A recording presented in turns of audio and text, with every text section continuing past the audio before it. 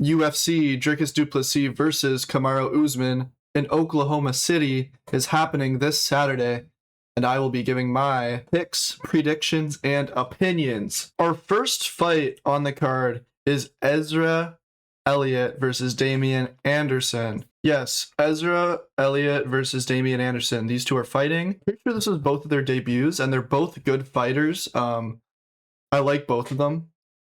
But I think I for sure have to go with Ezra Elliott to beat Damien Anderson. It's kind of hard to go off of, but I'm really just basing that off of Ezra Elliott's coming out of the Red Hawk Academy, so that's like Sean O'Malley, Tim Welch, Tommy McMillen, and I have a lot of trust in those guys. I think that they like really push their fighters. And I've seen one of his regional fights, and he looked super explosive. I'm happy that he's in the UFC because he was beating up like straight bums in the regional scene. So this is a good jump for him, but I think he's gonna beat Damien Anderson for sure. Now, our second fight on the preliminaries is Anna Melisano versus Dione Barbosa. So if you keep looking at me, look to the left, I'm looking at like just like my script, and well, not really a script, but just like shit on the fighters. So Anna Melisano, she's a striker, Muay Thai. She's 6-1. This is her UFC debut. Her last fight was a loss on the Ultimate Fighter 34 to Melissa Amaya by submission. So Barbosa is a grappler. She's a judo Brazilian jiu-jitsu fighter. She's 9-4 overall, 2-2 in the UFC. Last fight was a win over Melissa Gatto by decision. Anna Melisano has a hard time with grappling, so I'm taking Dione Barbosa to win by either submission or decision. I'm probably gonna pick decision, but she will win. She will win. That's a giga lock. That's like a parlay lock. Next fight, we have RJ Harris versus Alvin Hines.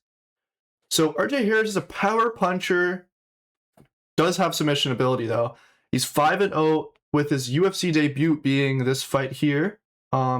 His last fight was a TKO win over Felipe Latu in LFA.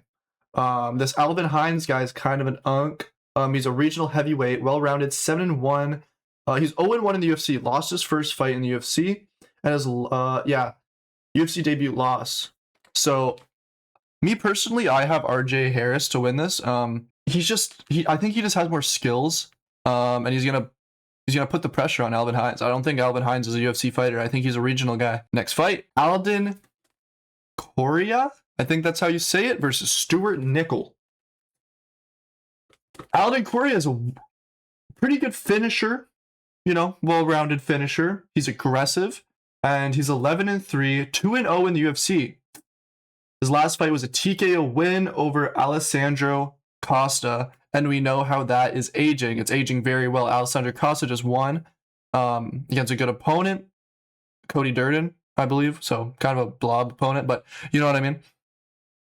And then the Stewart Nicoll guy, he was good in the regionals. I'm pretty sure he came into the UFC 8-0. Yeah, he did. He's a grappler. He came into the UFC 8-0, lost his first 3 UFC wins, or he lost his first 3 UFC fights, and he's gonna lose his 4th one too. I have Alden Coria to win this.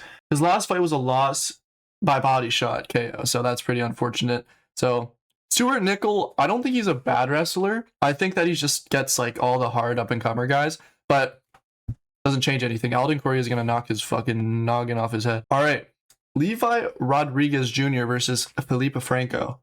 So this Levi Rodriguez Jr. guy is a striker, Muay Thai finisher. He is 5-0, 1 contest, and this is his UFC debut. His last fight was a KO win in the regionals against some random. Felipe Franco, he's a finisher and he's a Brazilian jiu-jitsu, and he has power in the hands. He's 0-2, but he's 1-0 in the UFC, so he won his first fight. His last fight was a split decision win. In the his UFC debut was a split decision. I think that this fight is just going to be like round 1. They both come out super powerful, throwing hands. I don't see too many shots being taken. I see literally just standing and banging for the first full round. If it goes to the second round, I think I have Felipe Franco winning, but honestly, I see Levi Rodriguez Jr. winning this fight here. I'd probably stay away from putting like a bet on this fight, but if you are, I'm probably going to say Levi Rodriguez Jr. But if you want to pick a decision, maybe like I don't think it's going to go to decision, but if it does, I think Felipe Franco is going to win. Next fight, we have John Paul Lebosnoyani. I don't know how to say it. I'm just going to call him John Paul versus Seokhyeon Ko. Seokhyeon Ko. I'm going to call them John Paul and Mr. Ko. John Paul, he's a grappler with, he does have some good hands. He does have some good power hands.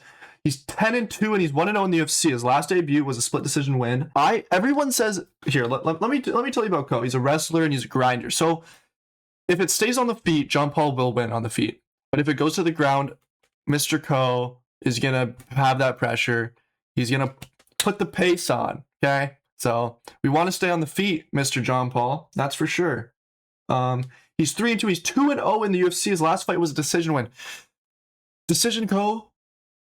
I am going to pick John Paul to win. Everyone keeps saying, Ko's going to win, Ko's going to win. Mr. Ko, Mr. Ko. Mr. No.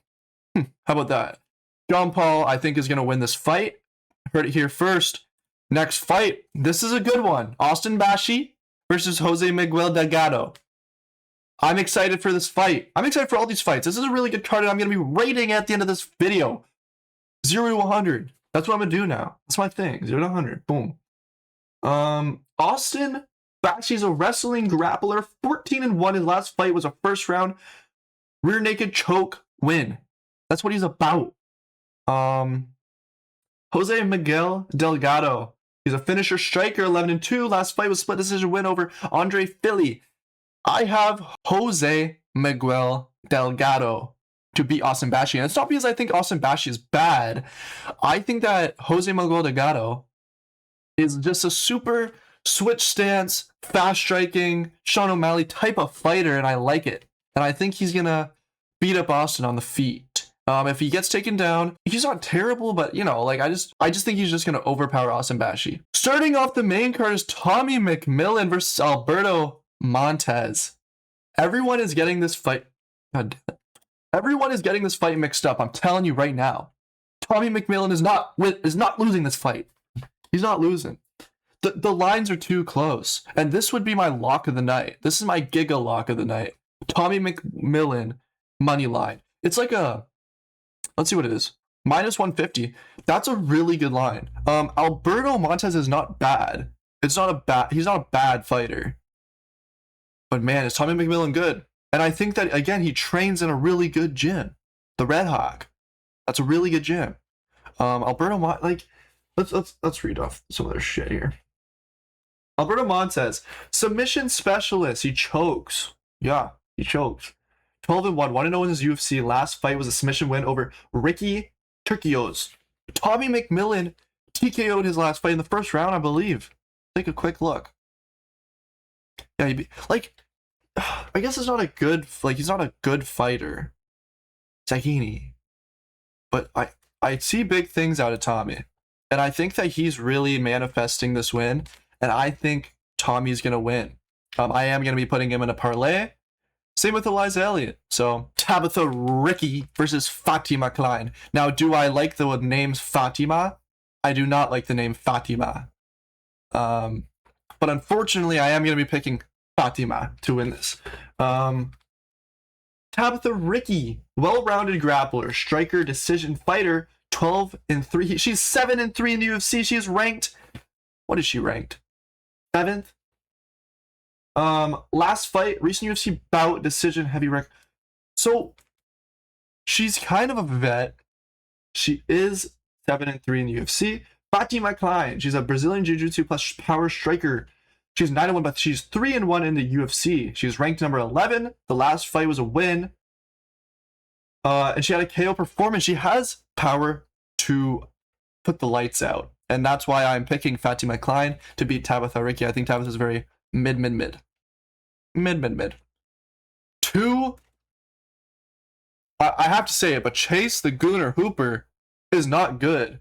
You know, he started fighting super young. I believe it was 20, and you know, he looked good. He looked super good. Let's see. He's a grappler, submission, arsenal, 6. He is 8-5 in the UFC.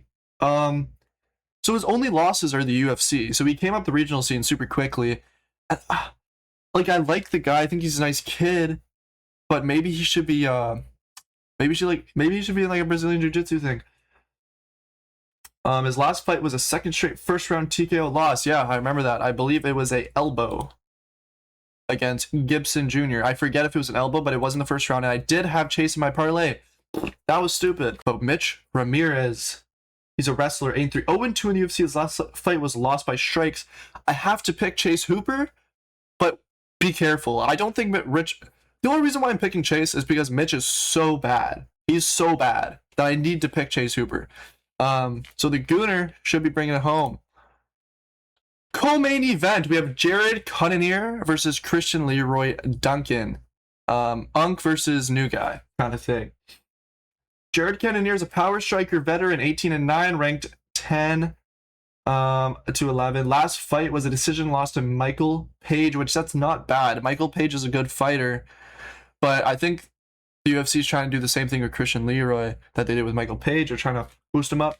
Christian Leroy Duncan's an unorthodox switch stance striker, 14-2. He's ranked 12th. His last fight was a decision win over Roman Dolidze. Roman. I think Christian Leroy Duncan is going to win this fight by KO, probably.